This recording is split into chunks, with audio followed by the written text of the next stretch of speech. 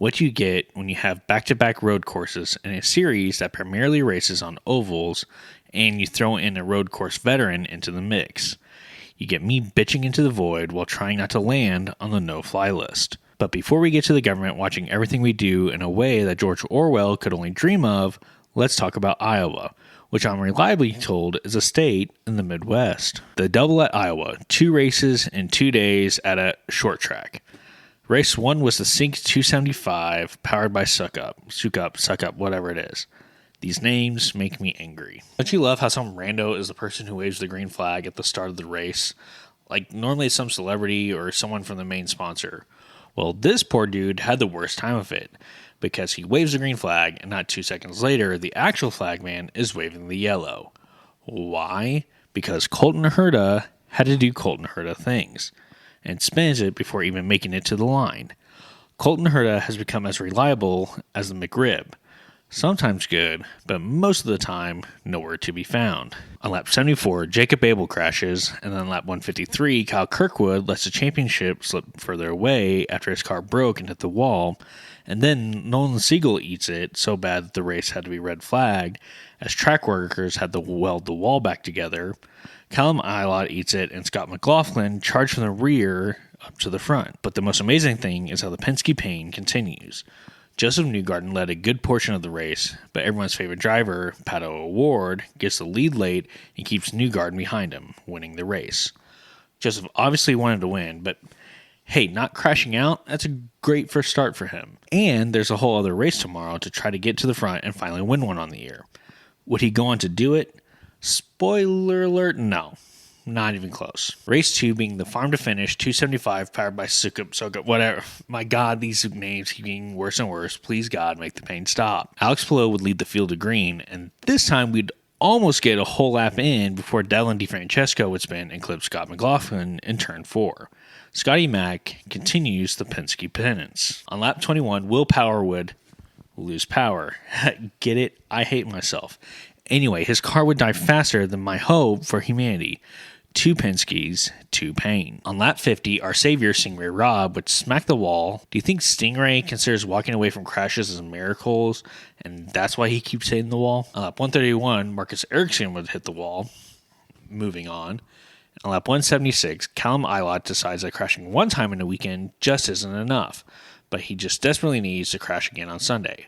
Well done. You have crashed an IndyCar more often than the U.S. has crashed the global economy. With 22 laps to go, Colton Herta would cut a front right tire and hit the wall.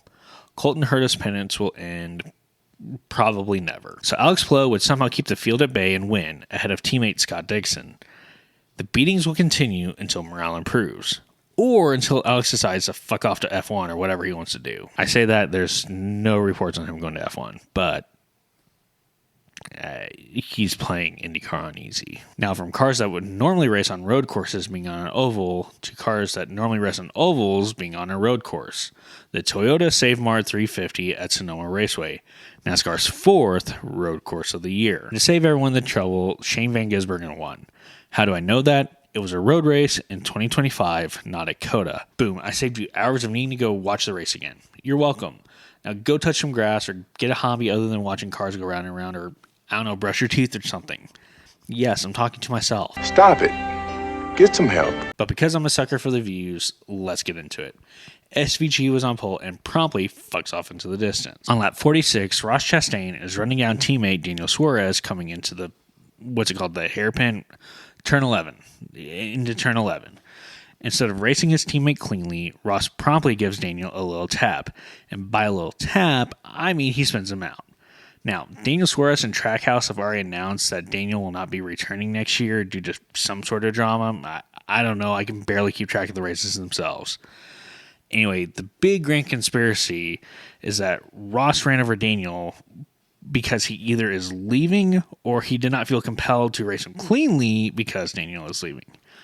I, for one, need some popcorn to follow this level of soap opera bullshit. On lap 62, Ryan Blaney gets yeeted off the track and gets hung up on the grass or dirt, whatever it looks brown.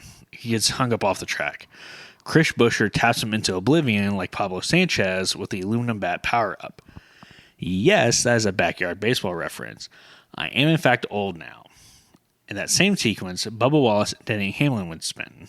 So there's that as well. With 15 to go, Cody Ware loses a wheel after the wheel nut comes off his car.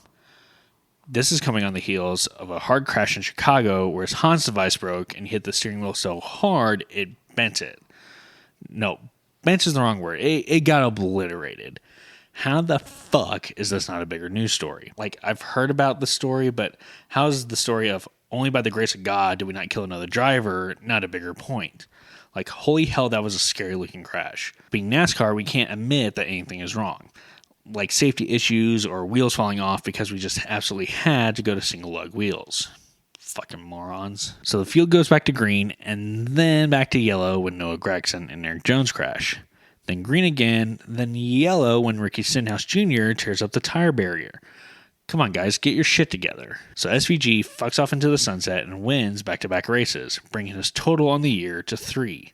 Yay! Now, I want to continue the discussion about road courses from last week, because I was possibly a little harsh on road courses due to my hatred of all things Chicago. But I want to ask, did you enjoy this race? Like, seriously, please tell me if you enjoyed this race. Because was this race the worst? No. But I think that's mostly because I had zero expectations coming into it.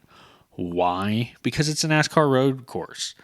It is what it is. It can be great, or it can be meh, or it can be shit. Nobody knows what to expect, and nobody really cares. You know why Bristol this year hurt me so bad? Because I loved last year's race so much, and to have this year be a snooze fest hurt much more. Because expectations were high, and delivery was low. But right now, my expectations are almost non-existent, but yet I still feel let down. But it does hurt less, mostly because I care less. You see the problem here? The dog days of summer have set in, and this year it consists of mid-road course races, single-file parades on the intermediates, and just a general sense of, oh, a race is today? Okay. And that's coming from me, someone trying to make content on this stuff. Can you imagine a casual fan? Now let's go to the awards before I really do go on the no-fly list. The Where the Hell Is Everyone award goes to Iowa Speedway for the embarrassing amount of empty seats for each race. And look, apparently Hy-Vee in the past gave out a shit ton of tickets and made an event of it, but this looked like races during COVID. I've seen more people at tractor pools at my county fair. Yes, I go to tractor pools at the county fair. Fuck off. The Please Can We Admit the Playoff System is Stupid award goes to NASCAR, because Shane Van Gisbergen has won 3 races on the year now, tied with Christopher Bell, Denny Hamlin, and Kyle Larson for the most on the year. Despite these wins, SVG is 26th in points. Now, if we look at this Always Fun X account, and I forget the name, but put it right here, future me. Now, if we look at this X account that tracks the points as if the Winston Cup format was still around, SVG would be way the fuck down here in whatever position. But oh no, because he has won on 3 road courses, he's slated to be 3rd in the playoff standings going into Sonoma, and it's probably even higher after winning this week. And all the media continues to suck him off as if he's the next Jeff Gordon. No, you morons, he's good on road courses because he's raced only road courses for years. Let's see how he does next week at Dover. Newsflash, it's probably going to be a finish outside the top 20. Can we please stop chasing the gimmicks and make the races better again? I feel like I'm taking crazy pills! The Pat Yourself on the Back award goes to Chase Elliott's team. When the final round of pit stops happened, Shane Van Gisbergen stays out with like 12 other cars, while Chase Elliott pits from 3rd with the rest of the field. Chase would drive his way all the way back up to 3rd. In some tweet, and I don't know where, I forget where it was, and I don't want to look for it again, said something like, "Well done, Chase Elliott, for driving through the field on new tires to finish 3rd.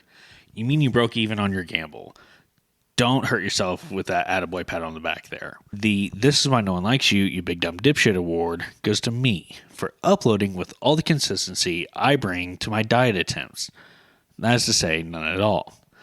I would say I will get better, but with the races being meh, and my kids keeping me up late, and my general slow descent into the void of life is fleeting, why even try, we all know that's a lie. So to review, SVG owns the road courses and 26th in points. Alex Palou wins again. The Penske Pain may in fact be terminal. Pato Award can do no wrong. I hate the McRib mostly because people worship it. And that fact alone means I'm now on the United States watch list. Thank you, and may the force be with you.